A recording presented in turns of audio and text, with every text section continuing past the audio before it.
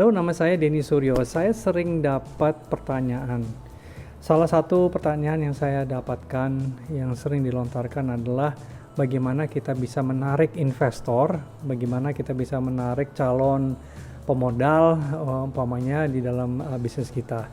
Nah, salah satu yang kita harus ketahui sebelum kita juga bicara dengan mereka dengan sebuah angka atau sebuah nilai atau mungkin jumlah saham yang kita ingin jualkan kepada calon investor, itu harus pertama kita mengetahui berapa nilai kapital atau nilai modal yang sebenarnya kita bisa memberikan sebagai gambaran. Ya, apa yang saya maksud? Seandainya kalau kita mau beli sebuah rumah, atau kita mobil atau apapun lah, itu ada kecenderungan bahwa kita ingin mengetahui taksiran nilainya itu berapa. Nah, itu sama dengan bisnis. Namun dilema yang sering dihadapi oleh para pengusaha adalah kita nggak bisa menilai perusahaan kita sendiri. Seringkali yang menjadi pendekatan itu adalah dari jumlah aset umpamanya, atau dari profit, atau hanya dari salesnya dan sebagainya. Itu tidak mencerminkan sebenarnya nilai dari perusahaan kita sendiri.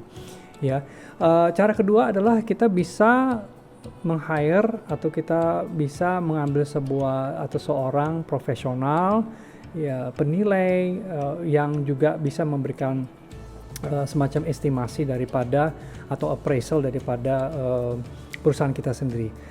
Itu bisa saja kita lakukan itu, dan mungkin suatu saat kalau umpamanya kita mau IPO atau kita juga ingin mendapatkan umpamanya pinjaman bank atau hal-hal lain, itu memang sering dimintakan semacam appraisal independen atau penilaian independen dari seorang profesional yang sudah certified dan mempunyai brevet sebagai orang yang memang ahlinya gitu. Tapi di satu sisi lain sebenarnya kita sendiri juga bisa mengetahui nilai, ya, nilai dari kapitalisasi dari modal atau perusahaan yang kita miliki. Salah satunya ini adalah melalui yang kita sebutkan dengan formula business growth values, ya. Business growth values itu banyak sekali elemen-elemen variabel yang bisa tercakup di dalam hal itu. Namun untuk hari ini saya akan memberikan gambaran besar aja, nanti mungkin kemudian di video lain kita bisa agak lebih mendalam lagi, ya. Pertama, sekali lagi, bukan besarnya aset, bukan besarnya modal, atau bukan besarnya omset, ya. Tetapi kita untuk menentukan business valuation, ya, business valuation atau business capital valuation dari perusahaan kita sendiri, kita harus mulai dulu dari awalnya dengan yang kita sebutkan dengan leads. Kita harus mempunyai leads. Leads itu adalah sebuah perkiraan berapa sih jumlah pelanggan yang kita bisa dapatkan, berapa potensi yang ada di luar sana. Itu harus ada angkanya itu loh. Nah, untuk mendapatkan leads atau generate leads, kita harus juga mengetahui mana yang kita bisa sebutkan sebagai suspek, mana yang namanya prospek. Kalau suspek itu orang-orang yang memang kita belum ada hubungan dengan mereka, ya. Dalam hal ini bisnis, karena sekarang ini sudah semuanya sudah digitisasi, semuanya kita sudah bisa mendapatkan informasi melalui browsing, melalui internet dan sebagainya. Kita bisa mendapatkan akuisisi untuk mendapatkan nama dan data mereka, ya. Penting sekali karena dalam hal ini kalau kita tentu kita ada secara etis bahwa informasi itu akan kita pakai untuk kita sendiri dan tidak umpamanya di-share kepada orang lain dan sebagainya. Tapi kalau saat sekarang ini kalau kita mau ada hubungan dengan para prospek, ya, itu memang sifatnya harus ada komunikasi, apakah melalui email atau kita mengirimkan brosur, katalog dan sebagainya. Itu kan berarti kita membutuhkan informasi. Nah, ini sangat penting. Leads itu adalah bahan bakunya di dalam bisnis, ya. Sama seperti kalau kita mengumpulkan kartu nama, ya. Kartu nama itu kan ada informasi-informasi. Semakin banyak kita mengumpulkan nama-nama kartu-kartu nama ini, itu merupakan database kita untuk sebagai leads, ya. Nah, kalau kita sudah mendapatkan, suspek kita sudah tahu dari mungkin pasar mana yang kita akan bidik, profilnya, mungkin demografinya, mungkin juga melihat daripada income dan sebagainya. Itu kan banyak sekali yang kita bisa menamakan itu suspek.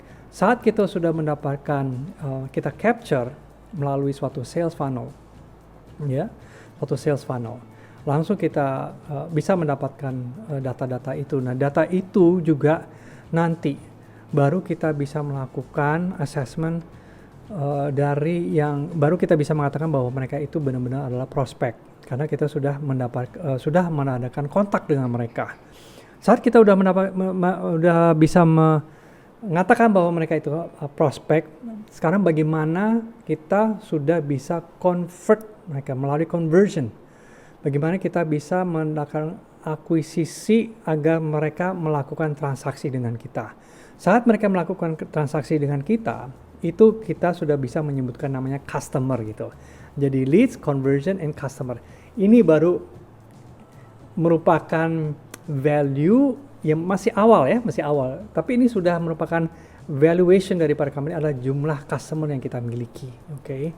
Nah, setelah kita melakukan jumlah angka itu dari jumlah pelanggan atau customer atau nasabah atau klien dan sebagainya, itu baru kita kalikan dengan jumlah rata-rata transaksi per tahun.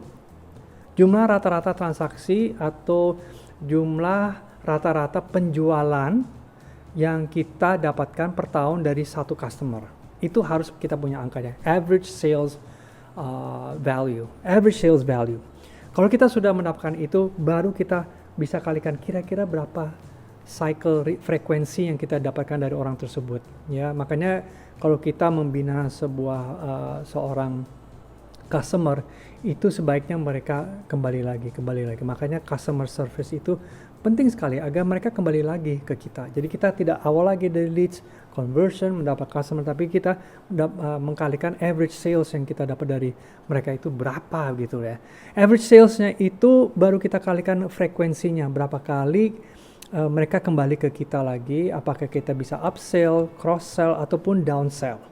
Tidak perlu kita menjual barang lebih mahal, bisa aja kita menjual sesuatu yang lebih murah tapi berulang-ulang kali dengan kita. Itu nilainya itu luar biasa sekali, ya. Karena nilai akuisisi dari awal untuk dapat list dari suspek menjadi prospek itu investasi yang luar biasa mahalnya gitu. Nah, itu akan lebih murah kalau kita lihat dari biaya akuisisi kalau mereka sudah menjadi customer dari kita. Nah, sudah average sales jadi customer kali average sales, ya, per tahun, kemudian kita kalikan frekuensi itu, ya. Kalau kita kalikan frekuensi itu, baru kita kalikan yang namanya, nah ini ada kuncinya, namanya efficiency ratio. Rasio efisiensi. Rasio efisiensi itu kita ambil dari laporan laba rugi per tahun, ya. Kita akan mendapatkan namanya laba net, ya, setelah dipotong fixed cost, variable cost dan sebagainya, depresiasi, interest dan sebagainya, biaya bunga, penyusutan dan sebagainya, kita ambil semuanya itu menjadi net profit, baru kita bagikan dengan total sales per tahun. Itu adalah efficiency ratio. Efficiency ratio itu sering tidak dimasuk sebagai bilangan untuk menentukan nilai kapitalisasi perusahaan, dan ini sangat penting sekali. Kalau kita sudah mengkalikan itu semuanya dengan efficiency ratio, baru kita bisa mengatakan bahwa itu disebutkan sebagai profit. Sesungguhnya profit yang benar-benar profit yang semestinya. Nah, kita tinggal satu tahap lagi yang namanya multiplier, value multiplier. Itu kita sudah mendapatkan semuanya itu profit dengan efisiensi, sudah ada masuk semuanya, baru kita kalikan dengan multiplier. Nah, multiplier itu adalah sangat penting sekali. Multiplier itu adalah distribusinya dengan modal model yang sama yang kita miliki, berapa kali kita bisa multiply, ya?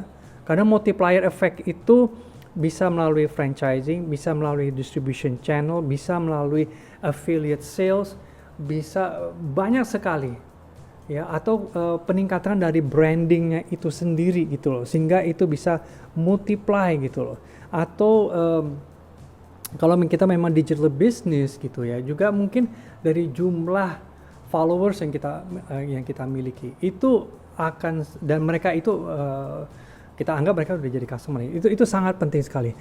Baru setelah itu kita bisa mendapatkan namanya capital valuation of a business atau capital value of a business, ya.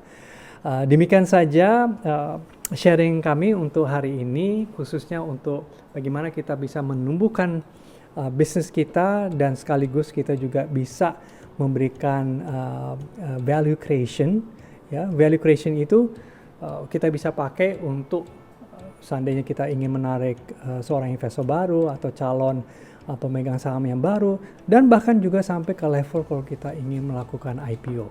Demikian saja tips-tips untuk hari ini, mudah-mudahan bermanfaat, dan ikutilah kita di video-video berikutnya. Terima kasih, sampai ketemu.